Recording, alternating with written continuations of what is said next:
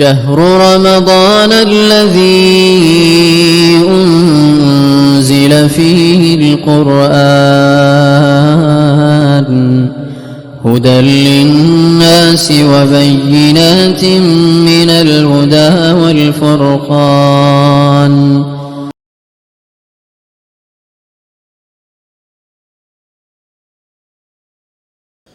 الحمد للہ رب العالمین والعاقبۃ للمتقین والصلاۃ والسلام علی سید الانبیاء والمرسلین اما بعد. عن عائشہ رضی اللہ تعالی عنہا قالت کان النبی صلی اللہ علیہ وسلم یجتہد فی العشر الاواخر ما لا یجتہد فی غیرہ. ام المؤمنین اماں جی عائشہ صدیقہ رضی اللہ تعالی عنہ بیان فرماتی ہیں کہ رسول اللہ صلی اللہ علیہ وسلم رمضان المبارک کے آخری عشرے میں جس قدر محنت کے ساتھ،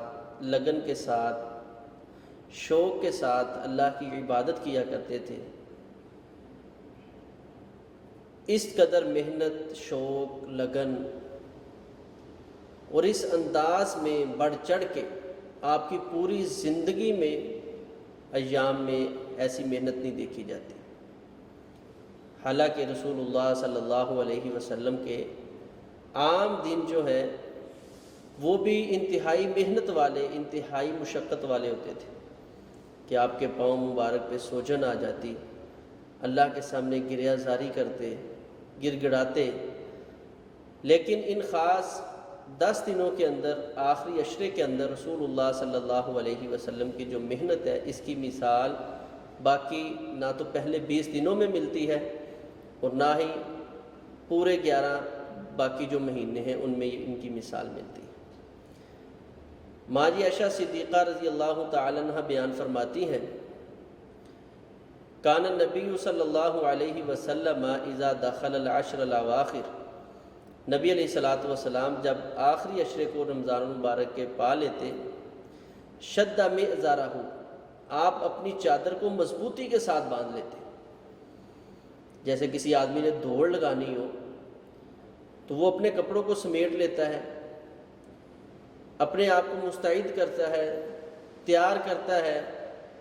کہ کہیں میرے راستے میں بھاگتے ہوئے کوئی چیز رکاوٹ نہ بن جائے. تو رسول اللہ صلی اللہ علیہ وسلم اپنی چادر کو مضبوطی سے باندھ لینے سے مراد کیا ہے؟ آپ اچھی طرح تیار ہو جاتے کہ ان 10 دنوں میں نے بہت زیادہ محنت کرنی ہے. اور اس محنت کے لیے رسول اللہ صلی اللہ علیہ وسلم فرمایا احیا لیلہ، آپ ان کی راتوں کو بیدار رہتے تھے. وَأَيْقَظَ أَهْلَهُ، اور اللہ کے رسول صلی اللہ علیہ وسلم اپنے گھر والوں کو بھی بیدار کیا کرتے تھے، ان کو بھی جاگنے کی تلقین کیا کرتے تھے. تو ان 10 دنوں کے اندر، آخری عشرے کے اندر جو کرنے والے اہم ترین کام ہیں، ان میں سے ایک بڑا ہی اہم ترین کام ہے ان 10 دنوں کا اعتکاف کرنا. رسول اللہ صلی اللہ علیہ وسلم رمضان المبارک کے آخری عشرے کا اعتکاف کیا کرتے تھے. آپ نے اپنی پوری زندگی میں 2 مرتبہ کے علاوہ کبھی اعتکاف کو نہیں چھوڑا، اور وہ 2 ہی مرتبہ، جب پہلی مرتبہ نبی علیہ السلام کا اعتکاف رہا ہے تو آپ نے آئندہ رمضان سے قبل شعبان کے مہینے میں رمضان المبارک کے اس اعتکاف کے بدلے میں 10 دن شعبان کے اعتکاف کیا ہے. اور رسول اللہ صلی اللہ علیہ وسلم کی زندگی کے آخری عشرے، آخری جو رمضان المبارک تھا، اس میں بھی رسول اللہ صلی اللہ علیہ وسلم کا اعتکاف اس صورت رہ گیا کہ جب آپ خیمہ لگا کے مسجد میں آئے تو دیکھا کئی ایک خیمے لگ چکے تھے. تو پوچھنے پر معلوم ہوا کہ یہ خیمے ضد بازی پہ لگائے گئے، یعنی کہ اگر اس نے بیٹھنا ہے میں بھی بیٹھتا ہوں، وہ بھی. تو امہات المومنین آپس میں، تو نبی علیہ السلام نے یہ انداز دیکھ کر محسوس کیا کہ اس میں جو ہے نیکی کی نیت کم ہے، تو آپ نے خود بھی اعتکاف ختم کر دیا، اور جو آپ کی بیویوں نے خیمے لگائے تھے آپ نے وہ بھی ختم کروا دیا. تو رسول اللہ صلی اللہ علیہ وسلم نے پھر شوال کے مہینے میں اس کے مقابلے میں اعتکاف کیا ہے. تو تو یعنی نبی علیہ الصلوۃ والسلام کی محبوب ترین سنت ہے اعتکاف کرنا۔ اس کے ساتھ رسول اللہ صلی اللہ علیہ وسلم کا معتکفین اور جو دیگر لوگ ہیں امت کے، سب کو نبی علیہ الصلوۃ والسلام کا حکم ہے۔ فرمایا تحروا لیلۃ القدر من العشر الاواخر، رمضان المبارک کے آخری عشرے کی طاق راتوں کے اندر لیلۃ القدر کو تلاش کرو۔ بڑی عظیم رات ہے جس کے بارے میں اللہ تبارک و تعالیٰ فرماتے ہیں لیلۃ القدر خیر من الف شہر، لیلۃ القدر کی رات، اس کی عبادت اللہ تبارک و تعالیٰ کے نزدیک 1000 مہینے کی عبادت سے بھی زیادہ افضل اور اعلیٰ ہے۔ یعنی کہ ایک بندہ 1000 مہینہ اللہ کی عبادت کرتا رہے اور ایک شخص لیلۃ القدر کی، یا دوسرے لفظوں میں کہہ لیں کہ اس آخری عشرے کی 5 راتوں کی جو طاق راتیں ہیں ان کی عبادت کر لے، وہ برابر ہو جاتا ہے، بلکہ اس سے بہتر اور افضل ہو جاتا ہے۔ تو اس لیے رسول اللہ صلی اللہ علیہ وسلم نے فرمایا من قام لیلۃ القدر ایمانا و احتسابا غفر له ما تقدم من ذنبہ۔ لیلۃ القدر کو تلاش کس انداز میں کرنا ہے؟ آپس میں باتیں کرتے ہوئے نہیں، بلکہ اس رات کا قیام کرنا ہے۔ اور فرمایا جس نے صرف یہ لیلۃ القدر ایک رات ہے جو کہ 5 راتوں میں سے کوئی ایک ہے، تو یوں سمجھ لے کہ ان 5 راتوں کا اہتمام کے ساتھ جس نے قیام کر لیا، نماز تراویح جو ہے، قیام رمضان جو ہے، اس کو ادا کیا، رسول اللہ صلی اللہ علیہ وسلم نے فرمایا غفر له ما تقدم من ذنبہ، اس بندے کے زندگی کے اللہ تبارک و تعالیٰ پچھلے سارے گناہ معاف فرما دیتا ہے۔ تو اس رات میں لیلۃ القدر کو تلاش کرتے ہوئے قیام کرنا ہے، اللہ کے سامنے سربہ سجود ہونا ہے۔ اور ماں عائشہ صدیقہ رضی اللہ تعالیٰ عنہ نے نبی علیہ الصلوۃ والسلام سے پوچھا تھا کہ لیلۃ القدر کی رات مجھے مل جائے تو میں کیا کہوں، کس انداز میں اللہ کی عبادت کروں؟ تو رسول اللہ صلی اللہ علیہ وسلم نے اس وقت دعا سکھلائی تھی کہ لیلۃ القدر کی رات یعنی ان طاق راتوں میں کثرت کے ساتھ آپ نے اپنے رب سے اپنے گناہوں کی معافی مانگنی ہے۔ اور اس کا انداز کیا ہے؟ اللہم انک عفو تحب العفو فاعف عنا، اے اللہ تو معاف کرنے والا ہے، معافی کو بہت ہی پسند کرتا ہے، فاعف عنی، اے اللہ تو میرے گناہوں سے درگزر فرما۔ اللہ تو ہماری زندگی کی جو غلطیاں ہیں، لغزشیں ہیں، خطائیں ہیں، اس پہ درگزر فرماتے ہوئے اللہ ہماری برائیوں کو نیکیوں میں تبدیل فرما دے۔ تو یہ نبی علیہ الصلوۃ والسلام نے دعا سکھلائی ہے، اللہم انک عفو تحب العفو فاعف عنی، کثرت کے ساتھ دعا کریں۔ پھر عام لوگوں کا یہ سوال ہوتا ہے کہ جی لیلۃ القدر کی کیا علامت ہے، کس طرح یہ تاکہ جستجو بڑھے؟ تو رسول اللہ صلی اللہ علیہ وسلم نے لیلۃ القدر کی رات کی جو نشانیاں چند ایک ذکر کی ہیں، ان میں سے ایک نشانی یہ ہے، رسول اللہ صلی اللہ علیہ وسلم نے فرمایا کہ لیلۃ القدر، جو لیلۃ القدر کی رات ہے، لیلۃ سمحۃ طلقۃ، فرمایا پرسکون رات ہے، شور و غل سے پاک رات ہے، یہ رات انتہائی پرسکون رات ہے جو لیلۃ القدر کی رات ہے۔ اور پھر رسول اللہ صلی اللہ علیہ وسلم نے فرمایا طلع القمر مثل الشق جفنۃ، اس رات کا جو چاند ہوتا ہے وہ اس طرح محسوس ہوتا ہے جس طرح ایک ٹپ کا کنارہ ہے، یعنی اس کی جو شعائیں ہیں نہیں ہوتی، صاف ستھرا چاند ہوتا ہے۔